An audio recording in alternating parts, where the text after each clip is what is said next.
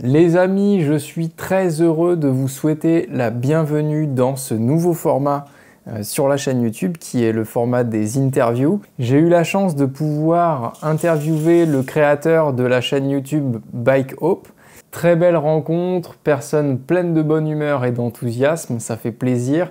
Et on a pu discuter un petit peu plus d'une demi-heure sur voilà, un petit peu ce qui le concernait vis-à-vis de sa chaîne YouTube, etc. Vous allez voir que j'ai eu quelques petits soucis de caméra à la fin. C'est une première pour moi de tourner une interview de ce format-là aussi long. J'ai eu quelques petits imprévus que je ne connaissais pas. Je m'en excuse, c'est pas très gênant puisqu'il n'y a pas de coupure de son, mais voilà, ça n'arrivera plus sur la suite des épisodes, bien sûr. Je ne vous fais pas plus attendre, je vous laisse découvrir cette interview tout de suite. Pour cette interview, je tiens à remercier particulièrement Le Cafra, bar-brasserie à Tex dans le Morbihan. C'est un bar à l'ambiance motarde. Vous pouvez par exemple suivre les MotoGP les dimanches de Grand Prix. Ils sont tous retransmis en direct là-bas, ou encore aller boire un verre entre collègues après le boulot. Merci encore pour leur accueil. Salut Julien. Salut Jordan. Je suis ravi de t'accueillir sur ce nouveau format sur la chaîne. Donc format qui se veut aller à la rencontre des passionnés de la moto qui œuvrent tous les jours pour faire avancer notre passion. Et sur Internet et plus précisément sur YouTube, on te connaît sous un autre nom. Oui. Donc je te laisse nous en dire un peu plus. D'accord. Donc salut, moi c'est Bike Hope, j'ai 35 ans, j'habite à côté de Nantes, mais je suis bloqué à 27 ans. Et je ne suis pas tout seul dans ma tête. Des fois, il y a Bruce Lee qui vient nous rendre visite. Je ne comprends pas. Mais voilà. Donc voilà, j'ai une chaîne qui s'appelle Bike Hope, du coup. Donc c'est essentiellement une chaîne qui est dédiée aux passionnés, aux amateurs de la moto, donc comme moi, parce que moi je me considère comme avant tout un amateur, avant d'être passionné par la moto. Et puis ben voilà, sur ma chaîne, on va retrouver un peu tout, un peu de motovlog, un peu de balade, un peu de road trip également et des essais express. Mais la particularité de ma chaîne, c'est qu'en fait, c'est une chaîne qui est 2 en 1. Parce qu'à l'intérieur de ma chaîne, on va retrouver du contenu, un format assez particulier qui est le Bike Talk, qui va plutôt se concentrer sur le côté humain avant la machine. Donc pour faire simple, des abonnés viennent me voir, donc avant d'essayer leur moto, j'ai essayé d'abord, enfin je mets en fait un point d'honneur de connaître le propriétaire de la moto avant de prendre en fait sa moto.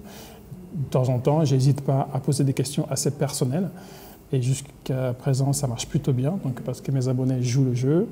Et puis bah voilà quoi, donc c'est la 3e saison et voilà. Ok. Ouais, donc c'est ta chaîne en fait, on peut dire qu'elle est, c'est une chaîne moto mais qui est plus humaine en fait qu'une. Enfin, on peut dire que tu vas plus t'intéresser en fait à l'humain. C'est ça. C'est mon objectif en moi. Essayer d'enlever en fait le côté machine et essayer d'aller justement. Bah, en fait, on se rejoint sur la passion, quoi. Aller voir la passion de la personne. Exactement. Etc. Du coup, Bike Hope, on arrive à faire la traduction. Mais qu'est-ce que tu peux nous dire sur le nom, en fait? Quelle est l'histoire de la création de ce nom de chaîne? Alors, l'histoire est assez particulière. C'est presque par hasard, en fait, que j'ai créé cette chaîne. Mais pour faire simple, c'est que voilà, avant de devenir motard, j'étais musicien dans un groupe de gospel, donc chrétien. Et du coup, je n'ai pas pu continuer à faire cette passion qu'est la musique, parce que pour des raisons personnelles. Et c'est pratique. Et je voulais en fait créer quelque chose qui me ressemble, ou par rapport à ma personnalité, par rapport à ma vision de choses. Et motard et sport étaient déjà pris. Et vu que j'ai des origines angolaises, donc on parle le portugais chez moi, et je ne voulais pas donner non plus un nom portugais, parce que je voulais que ça parle le plus de grand nombre possible. Et c'est tout naturellement que le Bike Hope, motard et sport, s'est imposé. Donc, mais en vérité, ça ne m'a pas pris Ouais, de 2 heures. Ça m'a pris genre voilà, 10 secondes. Quoi, je crois qu'on est un peu tous comme ça. Moi, c'est pareil, je cherche un nom. Alors, on est dans l'Ouest. Et moi, j'étais étonné que justement, West Motorcycle se soit pas pris.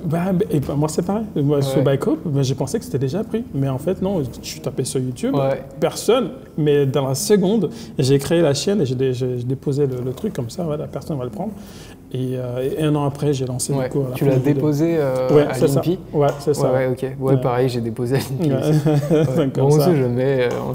Comme ça, on pérennise le truc. Puis c'est 10 ans, je crois. Oui, je crois que c'est ça. Je crois que c'est ça. Ok.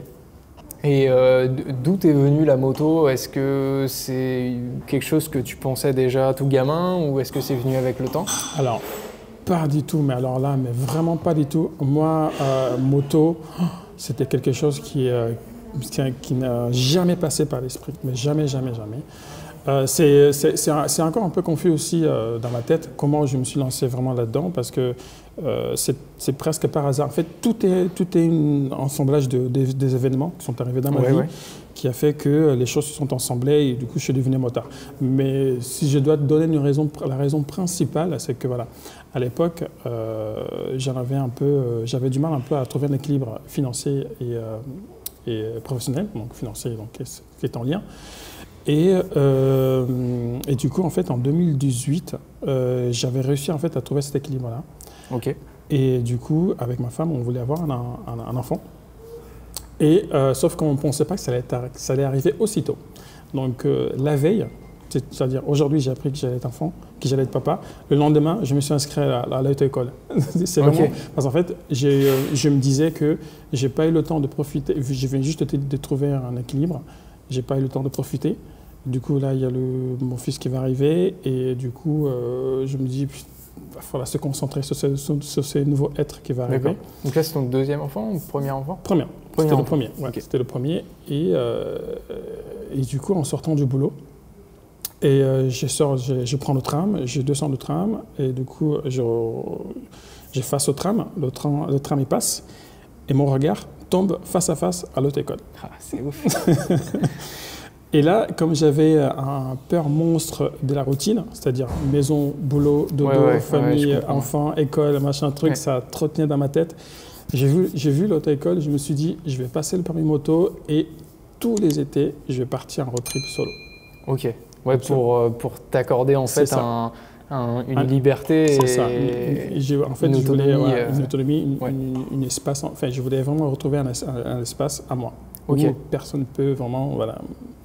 Ouais, c'est marrant que tu parles de ça parce que on retrouve chez beaucoup de motards ce besoin en fait d'autonomie et de pouvoir en fait péter un plomb et partir. Ouais, c'est ça. Surtout qu'en plus à l'époque j'en avais un peu marre aussi du mon boulot parce que j'étais responsable de magasin des chaussures et les gens me saoulaient, cassaient les couilles. Pour dire les termes, c'était tous des connards. Et du coup, je ne supportais plus. J'ai travaillé dans une galerie, donc je voyais pratiquement jamais la journée parce que c'était une galerie fermée, un centre commercial. Et j'avais encore plus besoin à ce moment-là, en fait, de trouver un espace à moi pour m'évader, etc. Et j'ai passé le permis moto. J'ai traversé la porte de l'auto-école. Madame, c'est pour m'inscrire à l'auto-école. Puis voilà, c'est comme ça. Donc ça, en quelle année? En 2018 du coup? 2018, c'est même fin 2018. Et j'ai eu mon permis début 2019. Ok. C'est ça, hein. Oui, je ne dis pas de bêtises, ça doit être ça. Ou le contraire, mais ouais, c'est dans ce genre-là. Ouais, donc comme quoi la moto, c'est pas forcément une passion de naissance ou en fait ça peut arriver à tout âge quoi. C'est ça. Alors là, peut-être parce que j'ai manqué de modèles, parce que c'est vrai que chez moi, parce qu'il faut savoir aussi que chez moi en Angola, un biker, quelqu'un qui va utiliser de la moto, ça va être essentiellement pour le travail. D'accord. Qui va se servir pour c'est pas une passion quoi. C'est ça, exactement. C'est un mode de transport. Donc c'est peut-être pour ça que ça ne m'a jamais passé l'esprit parce que j'avais encore cette image, en moto pour travailler, etc. Donc, mais il n'y a qu'en France après, c'est par hasard en fait. Voilà, j'avais juste ce besoin de m'évader et puis la moto s'est imposée naturellement et puis voilà. Même si j'ai rencontré quelques difficultés comme par exemple le jour où je me suis inscrit, le lendemain, du coup, elle m'a donné en fait les documents nécessaires à donner. Le lendemain, j'arrive, j'ai fourni les documents et elle m'a proposé ensuite pour le lendemain, donc c'était le vendredi, samedi, il y avait une première séance. Et du coup, elle m'a dit, si tu veux, je peux y participer, sauf que je n'avais pas d'équipement. Elle m'a conseillé un magasin d'équipement de moto et je suis allé, sauf que là, arrivé là-bas, l'accueil était exécrable, dégueulasse. C'était vraiment dégueulasse. Mais bon, après, voilà, je me suis fixé un objectif, c'était passer le permis, j'ai passé, je suis arrivé le lendemain avec le moniteur, pareil, exécrable. C'était c'est mal parti. Mais comme j'avais l'objectif, c'est de passer mon permis moto et de me barrer, et du coup, le reste, voilà, en fait, voilà, je m'en foutais complètement. J'avais un objectif dans la tête. Et puis finalement, j'ai eu le permis, voilà, j'ai eu 18 heures de plateau et 4 heures de circulation. Et j'ai passé l'examen et j'ai tout eu dans ce coup. J'étais tellement motivé à le faire que voilà. Ouais, t'as torché le truc. Ouais, c'est ça. Je n'ai pas cherché à comprendre, quoi. Ouais, un besoin d'extérioriser, d'avoir ta bulle à toi. C'est ça. Ok. Et t'as commencé tout de suite les vidéos avec la moto ou ça c'est venu plus tard? Plus tard. Plus tard, genre 1 an après. Comme j'avais besoin en fait de partir et je voulais en fait garder des souvenirs et par hasard, c'est pareil, c'était un pur hasard parce que à l'époque il y avait la GoPro 7, sauf que il y avait 3 modèles dérivés de la GoPro 7, il y avait la white, la silver et la black. Voilà, c'est ça, c'était à l'époque. Et du coup, je voulais pas mettre non plus 370 à l'époque, ça coûtait. Aujourd'hui c'est beaucoup plus cher, mais je voulais pas mettre autant. Et du coup, j'ai hésité entre la white et la silver. Puis j'ai fait mes comparaisons et tout, etc. Je me suis donné une nuit pour réfléchir. Et le lendemain, j'arrive et pour acheter du coup la silver. Sauf que je ne sais pas ce qui s'est passé. C'est à l'époque sur Amazon, on a le droit de dire les marques ou pas? Oui. Donc voilà, Amazon, en fait, il y avait un bouton qui existait qui s'appelait acheter en one click. C'est-à-dire que tu appuies sur ce bouton. Je vois le truc arriver. Tu appuies sur ce bouton et la commande est part. Et tu ne peux même pas annuler. Donc j'ai essayé d'annuler, enfin, devine quoi, mais voilà, forcément. Donc je tape GoPro et je tombe sur la GoPro 7 Black. One click et j'ai cliqué sans faire. Et la commande est partie. Je dis, merde. C'est vrai ça, parce que souvent ça peut être une excuse auprès de madame. C'était en un clic. Non, pas du tout. C'était vraiment un truc. Et j'avais déjà un appareil photo, un appareil photo voilà, classique. Je faisais pas des trucs de ouf non plus, mais je voulais juste une caméra pour filmer, voilà. Avoir des souvenirs. C'est ça, exactement.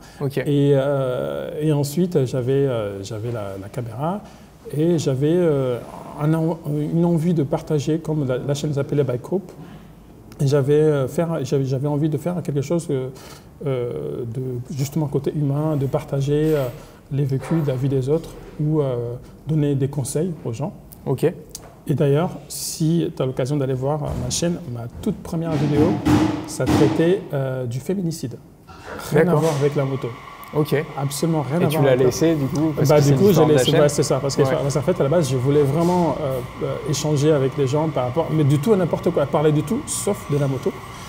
Et puis au fur et à mesure, avec du temps, j'avais du mal aussi un peu à retrouver un équilibre dans ma vie. Et je me suis dit, je ne vais pas faire ce genre de format parce que j'ai déjà du mal avec moi-même.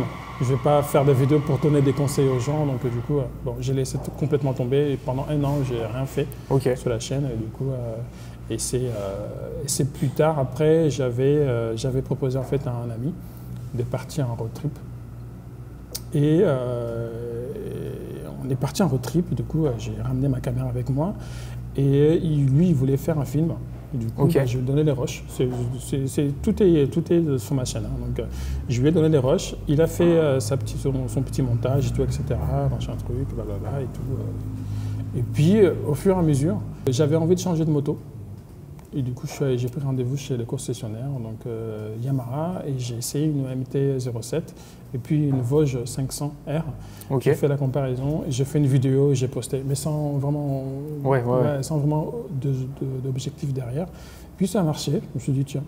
Donc c'est vraiment par hasard. Et puis j'ai continué, mais aujourd'hui, si à l'époque je savais qu'il y avait déjà autant de motovlogueurs, je pense pas que je l'aurais fait. Ouais. Parce que il y en a beaucoup déjà. C'est ça, il y en a déjà beaucoup. C'est ça, compliqué. donc je ne vais pas me casser la tête à essayer de gagner une place dans un monde où c'est déjà saturé. Donc du coup, mais c'est au fur et à mesure que j'ai commencé à découvrir qu'il y avait plein d'autres chaînes à côté qui faisaient la même chose. Je me suis dit, ah ouais, ils sont nombreux, quoi. Ouais, Donc, ok. C'est marrant parce qu'il y a beaucoup de chaînes en fait YouTube où c'est pas, enfin les gens voulaient pas faire une chaîne YouTube à la base. Moi par exemple c'était pour donner un support technique pour mes clients. D'accord. Ok. Et en fait j'ai remarqué que tous les abonnés ils étaient dans toute la France et que c'était toute la francophonie en fait qui s'intéressait à ça. Et au final, j'ai pris le pli en fait de faire. Et en fait, c'est quand tu vois l'intéressement de tous, quoi, tu te dis, ok, ça plaît vraiment à des gens. Oui, c'est ça. Tu trouves un public en fait que tu pensais pas qui était là, mais finalement, ils sont là. Et mais vu aussi que j'ai une passion, une de mes passions aussi, c'est l'image, tout ce qui est traitement d'image, photo, etc. Donc je suis passionné là-dessus, même si aujourd'hui j'estime pas être expert, donc j'apprends dans le tas. Et puis j'ai essayé de proposer des choses différentes sur ma chaîne avec une qualité assez supérieure. Et c'est pour essayer de se démarquer un petit peu parce que c'est pas évident de gagner sa place dans ce milieu-là. Oui, c'est clair. Il faut cravacher. On en parlait en off juste avant. C'est ça. Des fois, on ne se rend pas compte du temps que ça peut représenter une chaîne YouTube entre l'écriture, le tournage, le montage. Exactement. Et puis, en fait, tu es multicasquette, tu as 5 ou 6 métiers et en fait, on ne se rend pas compte. C'est exactement ça. Et pourtant, on sait, YouTube, c'est la chose la moins importante dans ma vie et pourtant, c'est le truc qui me prend le plus de temps. C'est souvent comme ça. Après, ça peut changer avec le temps. On mise tous plus ou moins. Oui, c'est ça. On mise. C'est une petite étoile qui brille et puis on la regarde pas trop, mais. Ouais, c'est ça. C'est jamais. Ça peut changer d'un jour au lendemain, donc on garde espoir. Et je repique sur une chose. Du coup, tu as eu toutes les MT en fait. J'ai eu toutes les MT. À partir de la MT-07 Alors la MT-07, j'ai failli la prendre. Ah oui, ok. J'ai juste essayé, mais j'étais à deux doigts de le prendre. Mais sauf que vu que à l'époque, j'avais encore l'objectif de faire des road trips. Donc du coup, la MT-07 n'était pas vraiment adaptée par rapport à mes attentes. Du coup, je suis parti sur la GX6F. Que le bandit est caréné. Donc le 650. Et du coup, je suis parti là-dessus. Je me suis dit, tiens, je vais partir là-dedans. Et puis, on verra bien. Et je vais faire des road trips avec. J'ai fait un road trip avec. C'était super génial. J'ai débridé la moto. J'ai fait un autre road trip. C'était génial, pareil. Et puis voilà, après le road trip, ça demande un peu de temps. Voilà, donc sur ce que j'avais pas. Et par hasard, j'avais un collègue qui vendait en fait une MT-09. Je me suis dit, écoute, pourquoi pas. Voilà. La MT-09 est sympa. Franchement. C'est vrai que la gamme MT, du coup, tu vas peut-être confirmer parce que tu es un connaisseur de MT-07, on peut le dire. Mais le MT-07 calé en 270 degrés, donc ça en fait un moteur qui est plutôt plaisant, même si on le voit beaucoup aujourd'hui et que c'est plus un choix très original, ça en reste quand même un moteur très intéressant. Oui, le moteur il reste vraiment très très très intéressant. Et si un jour je dois prendre, là aujourd'hui j'ai la MT-10. Mais je change en fait, j'ai envie de garder la MT-10 parce que j'adore le moteur, le crossplane. J'adore tout cette moto, que ce soit l'aspect technique, look, moteur, enfin j'adore tout. C'est la version SP et j'ai envie de la garder. Et de toute façon, je ne vais pas la revendre tant que je n'aurai pas fait un road trip avec. Et je pense que je vais vraiment la garder le plus longtemps possible. Et je cherche une deuxième moto. Et j'hésite à prendre la Tracer 900, juste pour retrouver le moteur de la le 3 cylindres de la MT-09. Moi, j'en ai parlé avec des clients et puis un pote, Victor d'ailleurs, je te salue si tu regardes cette vidéo, qui hésite beaucoup entre, par exemple, c'est quelque chose que j'explique et qui est assez bizarre. Toi qui as eu les deux, tu pourras me dire. Le MT-09 et le MT-10, c'est deux moteurs bien différents. On a un 3 cylindres en ligne qui est quand même rageur, qui est très rageur. Et le MT-10 qui est un 4 cylindres en ligne, mais qui est en crossplane, donc qui reprend un petit peu le comportement d'un V4. C'est ça. Et moi, je trouve le MT-09 plus dangereux que le MT-10. Je ne sais pas si tu me rejoins là-dessus. Complètement. Surtout la première version. qui est hyper dangereuse. Ouais, avec les à-coups. C'est ça, avec les à-coups, avec les suspensions arrière qui ne tiennent pas, l'avant est trop léger, ça guide tout le temps. En fait, c'est un coup à prendre. Vous savez que moi, en tant qu'amateur, donc je ne connaissais rien en moto, si j'avais su qu'elle était aussi dangereuse, je ne pense pas que j'aurais pris cette moto. C'est vraiment, j'ai appris dans le tas qu'elle était vraiment dangereuse en fait. C'est le truc que tu apprends voilà, avec le temps. Mais après, d'un côté, je me suis donné le temps de découvrir en fait cette moto. Si tu te laisses le temps de découvrir cette moto, déjà de ne pas conduire en mode B dès le départ, commence d'abord en mode pluie, peu importe, même si les autres partent plus vite que toi, c'est pas grave. Tu prends le temps de connaître la moto et ensuite tu vas voir que finalement, après j'ai changé de suspension quand même, c'était le strict minimum. D'accord, tu as changé les suspensions sur une suspension arrière, parce que vu que je suis grand, donc grand et lourd, donc avec des suspensions un peu en chewing-gum tout le temps, donc j'en avais un peu marre et je voulais partir en road trip. Avec, donc c'était une obligation. Et ça n'a rien à voir, rien que ça déjà. L'avant reste toujours légère, mais après voilà, tu apprends à connaître la moto et finalement j'ai pris du plaisir avec cette moto. Et après du coup tu es passé au MT10, là c'est ça. Moi je l'ai essayé récemment, hein. Je l'ai essayé il y a 6 mois, un client qui est venu, même un peu moins que ça, dans l'hiver, qui est venu avec un 2016 MT10, les premiers. Avec le shifter là.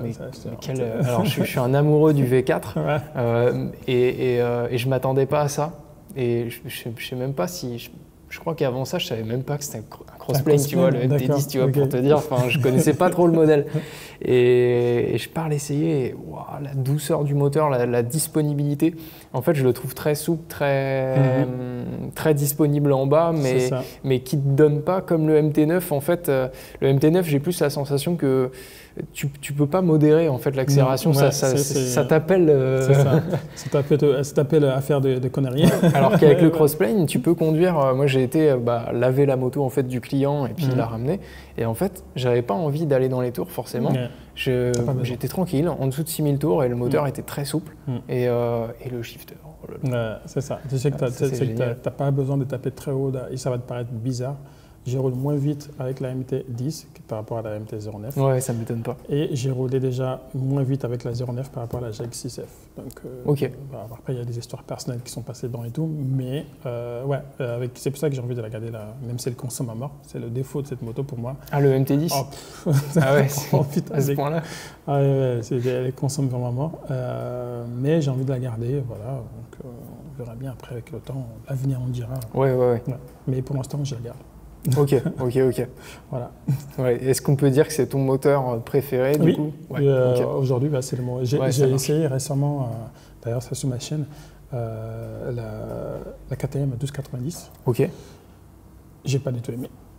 D'accord. Et pourtant, c'est un monstre. C'est spécial, c'est pas du tout le même type là, on est sur un vrai bicylindre donc, qui a du couple tout le temps, ça veut tout le temps t'envoyer au ciel. Enfin, j'ai pas du tout aimé. Donc, du coup, c'était trop pour moi en fait. C'était beaucoup trop pour moi et le Crossplane 4, c'est un compromis, il est juste parfait pour moi. C'est le compromis vraiment parfait d'avoir un moteur 4 cylindres en ligne, donc qui ne requiert pas une conception très chère, etc., mais qui donne la disponibilité et la souplesse d'un... En fait, ils ont très bien misé, c'est le crossplane, c'est vraiment une réussite. Et moi, j'aimerais bien qu'ils le déclinent en 600. À 600 ce serait génial, 600 crossplane. 600 crossplane en 4 cylindres, Parce que moi, j'aime bien la catégorie 600, parce que la catégorie 1000, je trouve que souvent, on ne peut pas tout exploiter sur route, malheureusement. Et un 600 crossplane, ce serait intéressant. Bon, après, est-ce que ce serait rentable pour eux de faire ça? Je sais pas, sachant qu'on a déjà une gamme sur le 3 cylindres. Sur le 3 cylindres, qui est déjà abouti en soi. Il y a la 07, la 09. En soi, c'est déjà bien ficelé. Il y a déjà plein de trucs. Il y a déjà plein de trucs. Tu as la Tracer 700. Tu peux Tracer 700, Dans ta chaîne, est-ce que ça a pris directement la communauté ou tu as eu des steps, des vidéos qui ont mieux marché, qui t'ont fait décoller Alors, de souvenirs, ici, il y a un premier truc qui est arrivé, c'est qu'en fait, à l'époque, j'ai partagé, tout le monde le faisait, il y a toujours des gens qui le font, Et j'ai partagé en fait un petit bout de mes vidéos en fait à une chaîne qui est très connue, c'est 100% moto. Ok. Donc voilà, donc des petits daily, etc. Et du coup, j'avais partagé un petit moment où je me suis embrouillé avec un cycliste à Nantes. D'accord. Donc voilà, j'étais pas content, etc. Et du coup, d'un seul coup, ça a pris. Donc j'ai dû gagner, à l'époque, j'avais moins de 200 abonnés et j'ai gagné 800 abonnés. Ok. Donc en 24 heures. Et ça a vachement aidé la chaîne parce que j'ai tout de suite atteint après les 1000 abonnés et puis les 400 000 heures de vues. Et suite à ça, après, ça a été plutôt plat, vraiment très très plat. Et ça a plutôt bien marché, mais en même temps, c'est la première fois où j'ai une confrontation avec les haters.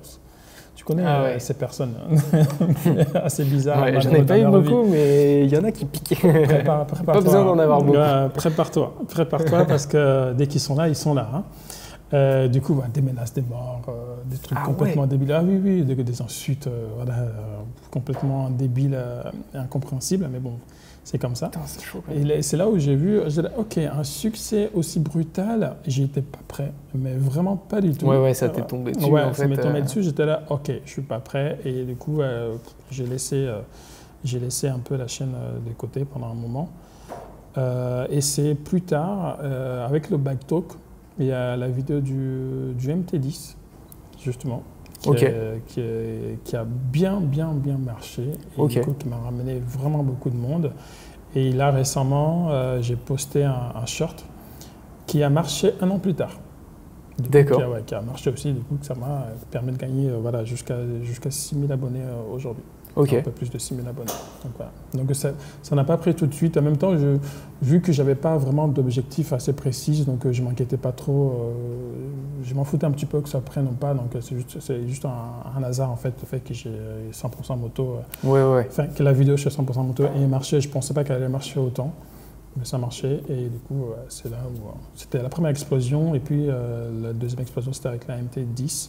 Et là, récemment, avec... Ah si, il y a une vidéo aussi qui a plutôt bien marché, c'est avec la 09 où j'ai parlé en fait des défauts de la 09. Ok. Donc voilà. Des motos recherchées et du coup ça a correspondu à l'algorithme en fait. Exactement. Donc, ok. Est-ce que tu as une anecdote marquante que tu as envie de partager sur ton aventure à la fois dans la moto ou comme dans la chaîne YouTube? Alors, oui, c'est arrivé quand j'avais acheté la MT-09. C'était assez particulier parce que j'en ai jamais parlé d'ailleurs. Bah, tiens, tu vas avoir l'exclusivité. Donc, j'en ai jamais parlé. Ça s'est passé en fait. Donc, je venais d'avoir la MT-09, ça faisait à peine une semaine que je l'avais. Okay. Donc, il y avait quand même des consommables à changer. Et, donc, les pneus essentiellement à changer. Ouais. Et le 31 décembre, il y a un pote à moi qui m'appelle, il me dit tiens, on va faire la dernière balade de l'année, ça va être cool et tout. J'ai hésité, en plus voilà, il faisait un peu froid, les routes étaient un peu humides. Je me suis dit bon, bah, écoute, allez, j'y vais. Mais par contre, on roule tranquille, hein, on ne va pas faire des foufous. T'inquiète, ok, bon, on est parti. Et donc ça s'est bien passé, l'aller. Au retour, j'ai essayé un peu la Diavel, c'était d'ailleurs un sacré moteur, c'était la première claque. Voilà, que j'ai prise, donc 160 chevaux sur bicylindre, assise sur un fauteuil. Sur sol mouillé. C'est ça, mais bon, c'était super. Et du coup, je reprends ma moto et tout, etc. Blablabla. Et là, on arrive dans une série de virages. On était un groupe de 10 motards. Ok. Donc là, je vois que tout le monde part. Ça y est, c'est le virage.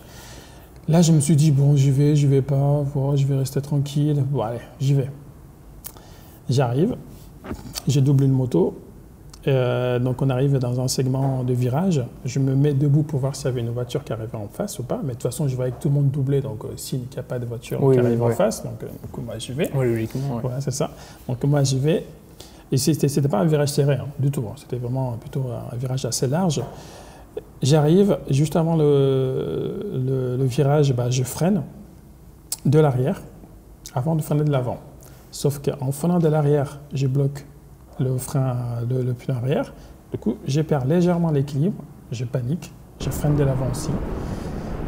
Et je suis allé tout droit. Mais en fait, c'est que j'avais beau à rattraper, mais je n'arrivais pas à rattraper en fait. Ok. Du coup, en fait, avec les suspensions de merde que j'avais sur la MT-09, donc du coup, la moto, c'est que dandiner en fait. C'est là où je me suis dit, elle est vraiment dangereuse cette moto. Fini dans le fossé, donc pratiquement à l'arrêt, mais pas tout à fait. J'ai dû tomber genre à 30 km, pas plus. Ok. La moto tombe dans l'herbe, aucun dégât. Par contre, moi, je suis injecté, un mini high-side, je m'injecte, je tombe dans les fossés, les bras en premier. Et du coup, tout est pris en fait au niveau de la clavicule. Ah ouais, ok. Donc voilà, impossible de bouger. SAMU, gendarmes, pompiers. Ils ont failli appeler l'hélicoptère parce que c'était dans une zone assez fermée, un peu compliquée. Ok. Un truc, donc du coup, SAMU. Ils me ramènent à l'hôpital, donc verdict, clavicule cassée. Ah ouais, Donc, voilà, bah ça, voilà, connu, ouais. c'est ça. Mais c'est pas ça le plus marquant, c'est après. En fait, le fait le plus marquant, c'est que après, ma femme, mon fils, ils viennent me chercher. Et à l'époque, mon fils, en fait, souffrait un petit peu. Enfin, il avait des soucis pour parler. Il bégayait beaucoup. Ok. Donc, il bégayait beaucoup, surtout quand il est stressé. Et du coup, il vient me chercher à l'hôpital. Je vois mon fils. Je vois dans le regard de mon fils qu'il est très stressé parce qu'il a vu mon état. Et donc il voit bien que papa, il va pas très bien. Du coup, il a essayé de communiquer avec moi. Et je voyais bien qu'il n'arrivait pas. Il a quelques mots qui sortaient, mais difficilement. Et là, je me suis dit, OK, donc là, il est stressé, il ne faut pas que je le refasse vivre ce genre de situation. Ouais. Et je me suis calmé tout de suite. Donc, du coup, j'ai essayé de le rassurer, et tout, etc. Et j'ai passé plus de temps avec lui. Aujourd'hui, ça va. Il ne bégaye plus, donc c'est vraiment cool. Mais ouais, donc c'est cette situation qui m'a vraiment marqué, c'est voir mon fils stressé parce qu'il a vu que son père n'était pas bien. Et je peux comprendre, moi qui n'ai pas d'enfant, du coup, j'arrive à comprendre. Et j'ai vécu ça avec ma mère, moi. D'accord. J'ai eu un accident de moto et c'est ma mère qui m'a parlé, qui me disait, bon, t'as compris la moto maintenant. Et ça fait mal parce que toi, c'est ta passion et c'est ça. Tu vas continuer. Et c'est un peu égoïste, mais d'une manière, bon, tu arrives à adapter la chose pour que. C'est ça. Ouais, il faut toujours se rappeler que y a des proches autour et c'est ça, exactement. Il faut s'en rappeler, quoi. D'ailleurs, en parlant de mère, du coup, j'ai jamais posté cette vidéo. Je l'ai toujours parce qu'en fait, je me suis promis que j'allais la poster le 31 l'année prochaine. Sauf que le disque dur était resté chez ma mère et donc du coup, j'ai jamais pu la récupérer. Du coup, j'ai récupéré là récemment, il n'y a pas très longtemps. Et du coup, je sais pas si je vais le faire ou pas. Si tu veux, je peux te donner les extraits, comme ça tu pourras illustrer ma chute. Oui, pourquoi pas, Donc comme ça, tu auras l'exclusivité. Parce que là, du coup, c'est dépassé. Moi, du coup, je sais pas du tout, je vois pas l'intérêt de publier maintenant. Mais en tout cas, donc c'est cette particularité qui m'a vraiment marqué et depuis, j'ai pas posté cette vidéo du coup pour pas inquiéter ma mère surtout. C'était vraiment la cause principale et je voulais pas qu'elle voie ça. Après, j'ai eu d'autres chutes, mais bon, ça avec un scooter. Mais j'ai été rétabli tout de suite. Sur ta chaîne, on a bien rigolé après, donc voilà, c'était tranquille. C'était beaucoup moins grave. Pas de blessure. Mis à part le dégât matériel. Hormis ça, donc tout est nickel. Et du coup, voilà, donc c'est le fait marquant. Ok, merci pour l'exclu et d'avoir partagé ça avec nous. Avec plaisir. Tu as des projets à venir liés à la chaîne YouTube ou personnellement Alors, liés à la chaîne YouTube, des projets à court terme. Ok. C'est plutôt de continuer dans cette voie-là, donc continuer à mettre en avant le Bike Talk. Parce que c'est un format qui marche plutôt bien et mes abonnés sont plutôt demandeurs de ce genre de format. Après, c'est un format en fait qui existe uniquement pendant l'été, printemps-été, parce qu'à l'hiver c'est compliqué. Je prends pas de risques. Je prends pas de risques à essayer des motos de mes abonnés. Donc je préfère les essayer quand il fait beau. Puis ça marcherait moins bien de toute manière. Ça. Donc voilà. Donc du coup. Continuer à faire du bike talk et alterner pendant l'hiver avec d'autres choses, avec du motovlog, etc. Donc des road trips aussi, pas cette année malheureusement, peut-être l'année prochaine. Et sinon, à long terme, honnêtement, j'ai un peu du mal parce que c'est la passion. J'ai l'impression que la passion des motards en France, c'est en train de diminuer un petit peu. C'est ce que je ressens en tout cas. Et du coup, j'ai un peu du mal après à me projeter là-dessus à long terme. Au pire des cas, il y aura les motos électriques. Mais c'est pas gagné. Mais pour l'instant, je vais me concentrer court terme, bike talk, et continuer à faire Ouais, du ouais, motovlog, ouais, voilà, pour et puis, continuer voilà, ce que c'est tu ça. sais faire et ce qui Et marche. En fait. toujours à continuer à m'améliorer dans ce format-là, à m'améliorer Ouais. sur les côtés format vidéo, faire mes photos, mes vidéos, etc. Et si toutefois ça marche vraiment très très très bien, à long terme, vu que je compte aller investir dans mon pays, l'Angola, pourquoi pas délocaliser là-bas avec des motos avec d'autres personnes, des road trips ailleurs qu'en France. D'accord. Voilà. Ah ouais, ça peut être... Ouais, c'est ça. Ouais. Ça peut être, c'est vrai que les frontières de France, moi, pour l'instant, j'ai pas pensé, mais c'est vrai que c'est un... Ouais. Faire le tour de l'Afrique en moto. Ouais, ça doit être fou, ça. Ça, c'est vraiment... Si ça marche vraiment très bien d'ici 2025. Ouais, ça se prépare aussi à l'avance. Écoutez, si la santé le permet, on va le faire. Ouais, c'est ça, ouais. Donc voilà, c'est ça le projet. Ok. Bon, en tout cas, je te souhaite que tu arrives au bout de tes projets et ouais. Ouais, j'espère aussi. Voilà, je te remercie d'avoir accepté l'invitation dans ce nouveau format. Donc, tu es le premier. Yes, quel honneur. Tu ouvres la voie. Ah oui, franchement, je suis tellement ravi d'être le premier. J'espère que j'espère que je ne vais pas être le dernier. Ce n'est pas le cas de toute façon. J'espère que les autres qui vont arriver, ça va aussi...